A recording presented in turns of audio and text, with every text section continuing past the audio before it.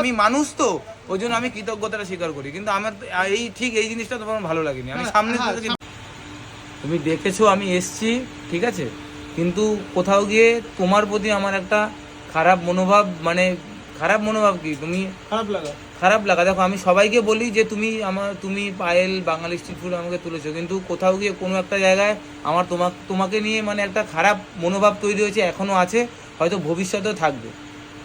আমি সোজা কথা সোজাভাবে বলতে পারি যে তুমি যখন ওই ফুড কালারের ইস্যুটা যখন হয়েছিল, তখন তুমিই বলেছিলে কোনো একটা গ্রুপে, সেই গ্রুপে আমি ছিলাম না, আমি নেই, আজ পর্যন্তও নেই। ওই গ্রুপে একজন ওই ভিডিওটা দিয়ে স্ক্রিনশট করে দিয়েছিল, তার নাম আমি বলতে চাই না, যে আমেরিকান দাদা উড়ে গেছে, মানে ভেবেছে যে আমার ব্যবসা খারাপ হয়ে যাবে এই ভিডিওটার জন্য, আমেরিকান দাদা উড়ে গেছে। আর তুমি সৃজিত চন্দ্র সেই ভিডিওতে কমেন্ট করেছিলে যে